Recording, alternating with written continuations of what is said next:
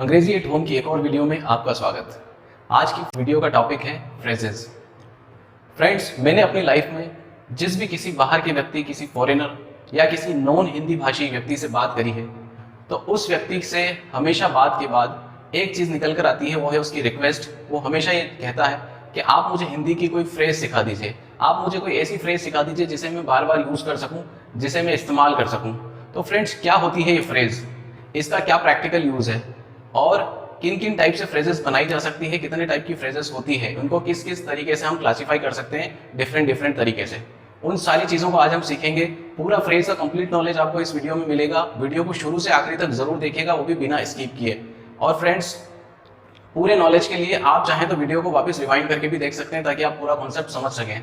तो बिना बकेती शुरू करते हैं आज की वीडियो। तो फ्रेंड्स, फ्रेजेस को सीखने के लिए हम सबसे पहले कुछ सेंटेंसेस के कुछ पार्ट्स को पढ़ते हैं, जो मैंने यहाँ पर लिखे हुए हैं। इन पार्ट्स को पढ़कर हम समझने की कोशिश करेंगे फ्रेजेस क्या होती है। आइए देखते हैं। अक्रॉस मैनी डेजर्ट्स, बहुत सारे डेजर्ट्स है। सिटिंग बाय द ट्री, पेड़ के किनारे बैठे हुए। प्लेड बाय मिलियंस, मिलियंस लोगों द्वारा खेला हुआ। To eat Chinese food, Chinese food खाना। स्विमिंग इन द सी, समुद्र के अंदर तैरना। तो फ्रेंड्स, ये कुछ पार्ट्स ऐसे हैं इन सेंटेंसेस के अंदर जो फ्रेजेस हैं। अब ये फ्रेजेस कैसे हैं मैं आपको बताता हूं। फ्रेंड्स, फ्रेजेस वो चीज होती है या वो ऐसे ग्रुप ऑफ वर्ड्स होते हैं जो आपको कुछ ना कुछ मीनिंग तो समझाते हैं। यानी इनको आप अलग से भी देखें तो आपके मन में, आपके दिमाग में कोई एक मीनिंग तो आइडेंटिफाई होगा, लेकिन आपको ये पूरा कॉन्टेक्स्ट समझ में नहीं आएगा। पूरा उसका जो रियल की जो मीनिंग है वो आपके सामने नहीं निकल कर आ पाएगी, क्योंकि वहां पर ये किस परिप्रेक्ष्य में बात की गई है वो क्लियर नहीं होता है।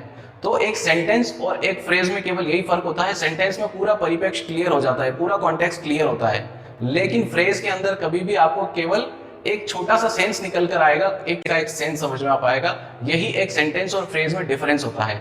तो यहाँ पर जो फ्रेजेस मैंने लिखी है, ये फ्रेजेस मैंने इसलिए लिखी ताकि मैं आपको बता सकूं किस किस तरीके से फ्रेजेस बन सकती है। उससे पहले मैं आपको एक छोटी सी डेफिनेशन बता दूं फ्रेज की, जो हमने समझी है। फ्रेज वो होते हैं जो ग्रुप ऑफ वर्ड्स होते हैं, group of words that convey a sense but not the complete meaning। यानी वो आपको एक सेंस तो समझा देंगे, लेकिन वो पूरा मीनिंग नहीं बता पाएंगे, क्योंकि as the context is not given, क्योंकि इनमें कोई कॉन्टेक्स्ट नहीं दिया होता है, एक परिप्रेक्ष्य आपको नहीं समझाया गया होता है कि इसमें किस प्रकार के लिए, किस चीज के लिए बात की गई है। ये समझ में तब तक नहीं आता जब तक पूरा सेंटेंस आपके सामने नहीं आए। अब इन फ्रेजेस को देखते हैं और समझते हैं। अच्छा, इसमें एक और ये चीज है कि एक जो फ्रेज होती है उसके अंदर कभी भी फाइनाइट वर्ब्स नहीं होती, उसके अंदर कभी भी फाइनाइट वर्ब्स नहीं होती। हाँ, नॉन फाइनाइट वर्ब्स इनके अंदर हो सकती है। अब ये चीज क्या होती है, इसको मैं थोड़ा सा आपको ब्रीफ कर देता हूं। फाइनाइट वर्ब्स वो होती है जो किसी सेंटेंस के टेंस और उसके सब्जेक्ट के अकॉर्डिंग चेंज हो जाती है, बदल जाती है। यानी वो उसके टेंस और सब्जेक्ट में बंधी होती है। अगर सिंगुलर सब्जेक्ट है तो उसके अकॉर्डिंग वर्ब बनेगी, अगर प्लूरल सब्जेक्ट है तो उसके अकॉर्डिंग वर्ब बनेगी। अगर उसका टेंस पास्ट है तो पास्ट के अकॉर्डिंग बनेगी, फ्यूचर है तो फ्यूचर के अकॉर्डिंग, और प्रेजेंट है तो प्रेजेंट के अकॉर्डिंग। ऐसी सारी वर्ब्स जो इनसे बंधी हुई रहती है, सब्जेक्ट और टेंस है, उन्हें फाइनाइट वर्ब्स कहते हैं। लेकिन कुछ ऐसी वर्ब्स होती हैं जो इन सब चीजों से हटकर अपना रूप कभी नहीं बदलती, उन्हें नॉन फाइनाइट वर्ब्स कहते हैं। ये वर्ब्स कौन कौन सी होती हैं? ये वर्ब्स होती हैं जैसे पार्टिसिपल्स हो गए, जैसे इन्फिनिटिव हो गई, और जैसे जेरेंट्स हो गए। ये क्या होती है, इनका लोड आप अभी मत लेना, मैं आपको बाद में पूरा, जब इनका वर्ब का अलग से मैं लेक्चर दूंगा तब पूरा समझा दूंगा। अभी आप केवल इतना सा दिमाग में रखिए, एक फ्रेज के अंदर फाइनाइट वर्ब्स नहीं होती है, लेकिन नॉन फाइनाइट वर्ब्स हो सकती है। हाँ, लेकिन जब इसके टाइप्स हम पढ़ेंगे तो उसमें कुछ वर्ब फ्रेजेस होती है। अब वर्ब फ्रेजेस के अंदर ये चीज नहीं होती, उसके अंदर फाइनाइट वर्ब्स होती है। आपको जब टाइप पढ़ाऊंगा तब समझा दूंगा। अब हम बात करते हैं एक जो फ्रेज होती है वो किस तरीके से शुरू हो सकती है। तो पहला सेंटेंस है, I travelled across many deserts. I travelled across many desert. अब ये जो फ्रेज शुरू हुई, ये एक प्रेपोजिशन अक्रॉस से शुरू हुई। यानी कि हम ये कह सकते हैं एक जो फ्रेज होती है वो में स्टार्ट्स विथ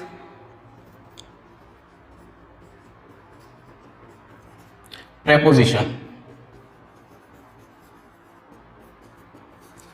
बहुत सारी प्रेपोजिशंस है, किसी भी चीज से स्टार्ट हो सकती है। प्रेपोजिशंस आप जानते हैं, in, inside, outside, through, over, under, बहुत सारी प्रेपोजिशंस है, किसी से भी ये शुरू हो सकती है। तो एक जो फ्रेज है वो प्रेपोजिशन से शुरू हो सकती है। अब अगले सेंटेंस की बात करते हैं। यहां पर लिखा हुआ है the girls were gossiping sitting by the tree. यहां पर जो सेंटेंस है वो कहता है जो लड़कियां बातें कर रही थी, जो गर्ल्स बातें कर रही थी, वो सिटिंग बाय द ट्री, वो पेड़ के किनारे बैठी हुई थी। यहां पर सिटिंग बाय द ट्री का मतलब ये हुआ पेड़ के किनारे बैठे हुए, पेड़ के किनारे बैठे बैठे। तो यहां पर ये जो वर्ड, ये जो फ्रेज शुरू हुई है, ये एक पार्टिसिपल से शुरू हुई है और जो है प्रेजेंट पार्टिसिपल, क्योंकि आईएनजी फॉर्म है। पार्टिसिपल्स की भी मैं आपको अलग से एक वीडियो बना के दे दूंगा जो आपको अच्छे से समझ में आ जाएगा पार्टिसिपल्स क्या होते हैं। ये कॉन्सेप्ट भी बहुत इंपॉर्टेंट है। अब ये प्रेजेंट पार्टिसिपल से भी हम शुरू कर सकते हैं किसी फ्रेज को, यानी कि कोई फ्रेज प्रेजेंट पार्टिसिपल से भी शुरू हो सकती है। अगला सेंटेंस देखिए, played by the millions cricket is popular all around. यहां पर उस गेम की बात की गई है, उस गेम की जो बहुत लोगों, लाखों लोगों के द्वारा खेला जाता है, मिलियंस पीपल के द्वारा खेला जाता है। तो यहां पर देखिए ये जो फ्रेज है ये एक पार्टिसिपल से शुरू हुई है, अगेन जो कि है पास्ट पार्टिसिपल। पास्ट पार्टिसिपल से भी हमारी फ्रेज शुरू हो सकती है, पास्ट पार्टिसिपल से भी शुरू हो सकती है। अभी केवल आप इतना सा समझ लीजिए, प्रेजेंट पार्टिसिपल का जो मीनिंग निकल कर आता है वो किसी काम को करते हुए, किसी काम को करते करते, इस सेंस में प्रेजेंट पार्टिसिपल का यूज किया जाता है। पेड़ के किनारे बैठे हुए, पेड़ के पास बैठे बैठे, इस सेंस में यहाँ पर ये निकल कर आता है प्रेजेंट पार्टिसिपल का सेंस। लेकिन प्लेड बाय द मिलियंस यानी कि पास्ट पार्टिसिपल का जो सेंस निकल कर आता है वो निकल कर आता है जो काम किसी के द्वारा किया जाता हो, किया हुआ, लाखों द्वारा खेला हुआ, टूटा हुआ, मुड़ा हुआ, इस सेंस में हम पास्ट पार्टिसिपल का यूज करते हैं। तो यहाँ पर लाखों लोगों द्वारा खेला हुआ गेम क्रिकेट जो है वो बहुत चारों तरफ बहुत पॉपुलर है, बहुत फेमस है। तो यहाँ पर पास्ट पार्टिसिपल से भी एक फ्रेज शुरू हो सकती है। आगे देखते हैं, माई फ्रेंड लाइक, मेरे जो दोस्त है, my friends like to eat Chinese food. मेरे दोस्त क्या खाना पसंद करते हैं? चाइनीज फूड खाना पसंद करते हैं। यहाँ पर देखिए टू ईट से इस फ्रेज का शुरुआत हुई और टू के साथ जब वर्ब का फर्स्ट फॉर्म यूज किया जाता है तो उसे हम कहते हैं इनफाइनाइट वर्ब कहते हैं उसे, इन्हें इन्फिनिटिव्स कहा जाता है। टू के साथ V1, ये किसी भी अर्थ में अपने वर्ब की फॉर्म चेंज नहीं करता। जब भी ये टू के साथ आता है हमेशा V1 ही आएगा, इसे हम इन्फिनिटिव कहते हैं। और ये भी, इससे भी हमारा जो है वो फ्रेज शुरू हो सकती है। अगला सेंटेंस देखिए, Raju loves swimming in the sea. Raju loves swimming in the sea, यहाँ पर एक जेरंड से हमारी फ्रेज शुरू हो रही है, स्विमिंग, यानी कि इस वाले सेंटेंस में जो सब्जेक्ट है उसका वर्ब का ऑब्जेक्ट बनने के लिए swimming in the sea use हुआ, यानी कि समुद्र में तैरना। यहाँ पर ये जो शुरू हुई वो एक जेरंड से शुरू हुई। जेरंड भी एक कॉन्सेप्ट है जो मैं आपको समझा दूंगा बाद में, भविष्य में आने वाली वीडियोस के अंदर। इसलिए आप इस चैनल को सब्सक्राइब करके रखिए और नोटिफिकेशन बेल को हिट जरूर करके रखिए ताकि कोई भी वीडियो आपसे मिस ना हो। इंग्लिश का एक कॉन्सेप्ट, एक टॉपिक आपके इस वीडियो लेक्चर्स में मैं क्लियर करूंगा, इसलिए कोई भी वीडियो आप मिस मत करिए। सारी वीडियोस को आप देखिए, सारा इंग्लिश एक खेल बन जाएगा और इसे खेलने में आपको भी मजा आएगा। अब देखते हैं, ये जो है ये सारे मैंने आपको बताया किस तरीके से एक फ्रेज शुरू हो सकती है। अब यहां तक ठीक है। अब हमें फ्रेजेस को क्लासिफाई करना पड़ता है कि कौन सी फ्रेज का क्या नाम है या कौन से टाइप की फ्रेजेस होती है। तो अब हम सीखेंगे टाइप्स ऑफ फ्रेजेस। अब हम देखते हैं फ्रेजेस को किन किन भागों में डिवाइड किया जा सकता है या फिर इन्हें कैसे क्लासिफाई किया जा सकता है। अगेन हम एग्जांपल की हेल्प से देखेंगे और आराम से समझेंगे इनके टाइप्स। आइए, आई ड्रिंक कोक, यहां पर आई ड्रिंक कोक यानी कि मैं कोक पीता हूं, एक सब्जेक्ट है, एक वर्ब है और एक ऑब्जेक्ट दिया है। अब इसी को मैं कैसे लिख सकता हूं, I drink a full bottle of Coke, यानी कि इस कोक को रिप्लेस करके मैंने लिखा a full bottle of Coke. मुझे जो काम कोक से हो रहा था मैंने उसको थोड़ा और मॉडिफाई करके, उसमें थोड़ा कुछ और ऐड करके, उसे और ज्यादा डिफाइन बना करके मैंने यहाँ पे लिखा फुल बॉटल ऑफ कोक। जो मेरा ऑब्जेक्ट था उसे बदलकर मैंने एक फ्रेज के रूप में लिख दिया। और एक और एग्जांपल देखते हैं, the car belongs to my uncle, जो गाड़ी है वो मेरे अंकल की है। ठीक है, अब यहाँ पर मैंने द कार की जगह लिखा the beautiful red car, belongs to my uncle. यहाँ पर द कार जो सब्जेक्ट था उसको रिप्लेस करके मैंने लिखा द ब्यूटीफुल रेड कार, यानी एक सब्जेक्ट को रिप्लेस करके मैंने एक फ्रेज लिख दी वहां पर। तो हम जानते हैं किसी सेंटेंस का ऑब्जेक्ट या सब्जेक्ट कौन हो सकता है, या तो एक नाउन हो सकता है या प्रोनाउन हो सकता है। तो यहाँ पर किसी नाउन को रिप्लेस कर रहे हैं हम। कोक एक नाम है किसी ड्रिंक का, कार, द कार किसी कार का, किसी वाहन को कार कहते हैं तो उसका भी नाम है। तो अगेन यहाँ पर एक नाउन को रिप्लेस किया और यहाँ पर भी एक नाउन को रिप्लेस किया। ऑब्जेक्ट भी नाउन था उसे रिप्लेस करके फ्रेज लिखी, सब्जेक्ट भी नाउन था उसे रिप्लेस करके हमने फ्रेज लिखी। तो वो फ्रेज जो किसी नाउन को रिप्लेस करे, चाहे ऑब्जेक्ट में चाहे सब्जेक्ट में, उसे हम क्या कहते हैं, उसे कहते हैं नाउन फ्रेज। नाउन फ्रेज जो आपको सब्जेक्ट या ऑब्जेक्ट रिप्लेस करते हुए दिखे या उसकी जगह पर दिखे उसे हम कहेंगे नाउन फ्रेज। तो ये हुआ नाउन फ्रेज, एक टाइप हमारा हो गया नाउन फ्रेज। अब देखते हैं यहां पर लिखा है I bought a wooden chair, मैंने एक लकड़ी की चेयर खरीदी। I bought a wooden chair. अब मैं इसको लिखता हूं I bought a table made of wooden. तो मैंने यहां पर ये जो वुडन शब्द था इसकी जगह पर रिप्लेस करके मैंने लिखा मेड ऑफ वुडन। लकड़ी की शब्द की जगह मैंने लिखा लकड़ी से बना हुआ। तो इस शब्द को जब मैंने रिप्लेस किया तो सबसे पहले मैं ये देखूंगा कि ये शब्द क्या है। तो ये शब्द फ्रेंड्स एडजेक्टिव है। एडजेक्टिव क्या होता है? एडजेक्टिव वो वर्ड्स होते हैं जो किसी नाउन को क्वालिफाई करे। तो किसी भी नाउन को क्वालिफाई करने वाला शब्द होता है एडजेक्टिव। तो ये चेयर एक नाउन था, अगेन हम जाते हैं ये ऑब्जेक्ट था और ऑब्जेक्ट एक नाउन ही हो सकता है, उस नाउन को क्वालिफाई करने वाला शब्द था यहाँ पर वुडन। तो कौन सी चेयर की बात कर रहे हैं हम? जो वुडन की है, जो लकड़ी की है। तो जब इस नाउन को क्वालिफाई करने वाले शब्द को हमने रिप्लेस किया किसी फ्रेज से, तो ये क्या बन गया हमारा? ये एडजेक्टिव को रिप्लेस करने वाली फ्रेज है, इसलिए ये होगी एडजेक्टिव फ्रेज। इसे हम क्या कहेंगे? Adjective phrase.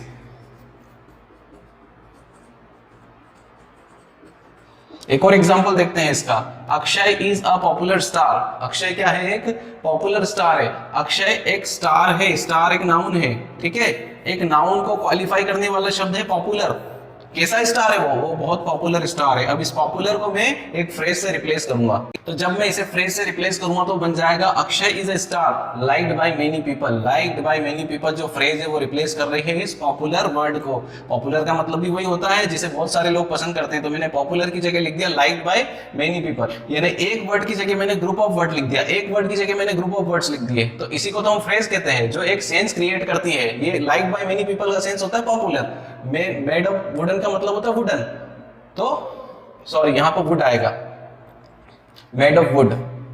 तो इस तरीके से हमें फ्रेज बनाते हैं और फ्रेज किसी चीज को रिप्लेस कर रही है। तो वो चीज क्या है? वो चीज है यहाँ पर एडजेक्टिव, इसलिए हम इसे क्या कहेंगे? Adjective phrase. तो हमारा क्लियर हो गया, नाउन फ्रेज होती है एक होती है एडजेक्टिव फ्रेज। अब आगे देखते हैं। I finished my work quickly. मैंने अपना काम जल्दी से खत्म कर लिया, ठीक है। अब इसको मैं और कैसे लिख सकता हूं? I finished my work in very little time. यहां पर मैंने किस चीज को रिप्लेस किया है? मैंने यहां रिप्लेस किया है क्विकली को। क्विकली की जगह मैंने क्या लिख दिया? In very little time. ये क्विकली इस सेंटेंस में क्या था? ये क्विकली इस सेंटेंस में था एडवर्ब। एडवर्ब क्या चीज होती है? एडवर्ब वो चीज होती है जो किसी वर्ब को क्वालिफाई करे। यहां पर एक काम के फिनिश होने की बात करी गई है, यानी एक काम फिनिश हुआ है। वो कैसे फिनिश हुआ है? वो क्विकली फिनिश हुआ है, जल्दी से फिनिश हुआ है। तो एक वर्ब को क्वालिफाई करने वाला वर्ड था यहाँ पे एडवर्ब, और उस एडवर्ब को रिप्लेस करते हुए मैंने जब ग्रुप ऑफ वर्ड्स लिखे हैं तो वो एक फ्रेज बन गई इन वेरी लिटिल टाइम। तो यहाँ पर जो एडवर्ब को रिप्लेस कर रही है फ्रेज, इसलिए यहाँ पर क्या हम लिखेंगे? इसका जो टाइप बनेगा वो बनेगा एडवर्ब फ्रेज। इसका एक और एग्जांपल देखते हैं। Call me now, imperative sentence, मुझे कॉल करो अभी। अभी अगला इसको कैसे लिख सकते हैं? Call me at this time, मुझे अभी कॉल करो। यहाँ पर नाउ को हमने रिप्लेस करा एट दिस टाइम के साथ। यानी ये एक एडवर्ब है जो किसको डिफाइन कर रही थी, किसको क्वालिफाई कर रही थी? इस कॉल को। मुझे कॉल कब करो? अभी करो, अभी। और यहाँ पर भी इस कॉल को कब करना है? एट दिस टाइम, अभी करना है। यानी कि यहाँ पर भी एक एडवर्ब को रिप्लेस करते हुए फ्रेज लिखी, तो ये भी हमारी एडवर्ब फ्रेज हुई। इन सारी फ्रेजेस के अंदर हमने एक चीज कॉमन नोटिस करी है, इनमें किसी में भी फ्रेज के अंदर फाइनाइट वर्ब का यूज नहीं किया गया है। यानी कि जो इसमें फ्रेजेस में वर्ड्स यूज किए गए हैं वो कभी भी चेंज होते हुए नहीं दिख रहे। मेनली जो वर्ब है वो चेंज होती हुई नहीं दिख रही है। लेकिन अब अगला जो टाइप हमारा आने वाला है वो एक एक्सेप्शन है, जिसके अंदर फाइनाइट वर्ब भी यूज होती है, क्योंकि ये एक वर्ब फ्रेज है। इसे वर्ब फ्रेज कहा जाता है। ये हमारा चौथा टाइप है इसका। इसके अंदर ये डिफरेंस होता है कि इसमें ग्रुप ऑफ वर्ब्स यूज की जाती है, यानी कि एक वर्ब से काम नहीं चलता, उसके साथ एक आध और वर्ब ऑक्सिलरी या मेन वर्ब मिलाकर काम लेना पड़ता है। ऐसे ग्रुप ऑफ वर्ब्स को हम कहते हैं वर्ब फ्रेज। ये कैसे हो सकती है, जैसे कि he should take a proper sleep. Should take, दो वर्ब से काम लिया हमने, ठीक है, एक मॉडल वर्ब से यूज ली और एक मेन वर्ब यूज करी हमने, तो जो दो वर्ब हमने मिलाई ये एक फ्रेज बन गई। लेना चाहिए, लेकिन यह कॉन्टेक्स्ट समझ में कब आएगा, जब इसके आगे ही और आप प्रॉपर स्लीप लिखेंगे तो समझ में आ जाएगा कि क्या लेना चाहिए और किसे लेना चाहिए। पर कॉन्टेक्स्ट में लिखा गया तो हमें पूरी बात समझ में आ गई। तो जब दो वर्ब्स को एक साथ लिखा जाता है, यानी कि उनको यूज किया जाता है, तो वो वर्ब फ्रेज कहलाती है। एक और एग्जांपल देखते हैं, Kapil might come for the match. Kapil match के लिए आ भी सकता है। माइट का मतलब होता है, माइट कम का मतलब आ भी सकता, ना के बराबर संभावना है, ठीक है। तो यहां पर भी माइट और कम यूज किया गया, यानी कि दो, एक वर्ब और एक ऑक्सिलरी वर्ब को मिलाकर यूज किया गया, तो ये वर्ब फ्रेज होती है। यानी एक वर्ब को रिप्लेस करते हुए वर्ब फ्रेज का यूज किया गया उसके मीनिंग को और ज्यादा अच्छा बनाने के लिए, तो ये होती है हमारी वर्ब फ्रेज। अब ये किसी भी सब्जेक्ट, उसके पर्सन, नंबर या फिर टेंस के अकॉर्डिंग चेंज हो सकती है। यहाँ पर अगर प्लूरल सब्जेक्ट होता तो यहाँ पर कुछ और हो सकता था, टेंस इसका कुछ और होता तो ये वर्ब कुछ और तरीके से हमारे सामने आ सकती थी। तो ये इसीलिए फाइनाइट वर्ब्स है, क्योंकि ये अपने पर्सन, टेंस और नंबर के अकॉर्डिंग चेंज हो जाती है, इनका रूप चेंज हो जाता है, इसलिए हमारी फाइनाइट वर्ब भी इनमें यूज हो सकती है। ये एक एक्सेप्शन है, बाकी इनमें किसी में भी आपको फाइनाइट वर्ब यूज होते हुए नहीं दिखेगी, इनमें नॉन फाइनाइट वर्ब्स ही यूज होती है। तो फ्रेंड्स, मैंने कोशिश करी है आपको फ्रेजेस क्या होती है, कितने टाइप की होती है, इनके एग्जांपल के साथ, ताकि आपको पूरा फ्रेज का कॉन्सेप्ट समझ में आ सके। एग्जाम में अलग अलग तरीके से फ्रेजेस से रिगार्डिंग क्वेश्चंस आते हैं, और साथ ही अगर आप बोलचाल की भाषा भी सीख रहे हैं तो फ्रेजेस सीख सीख करके आप अपने वाक्यों को बना सकते हैं, उस तरीके से आप बातों को बोल सकते हैं। तो फ्रेंड, आई होप आपको ये वीडियो पसंद आई होगी। इसे एक लाइक जरूर करिएगा अपने फ्रेंड्स के साथ, जहां आपको लगता है इस चीज की जरूरत है, ये टॉपिक जिसे सीखने की जरूरत है। स्टूडेंट्स के बीच में इसको स्प्रेड करिए, पूरे भारत में इसको फैलाइए। हमारे चैनल के साथ जुड़े रहने के लिए इसे सब्सक्राइब जरूर कर लीजिए और बेल आइकन को हिट जरूर करिएगा।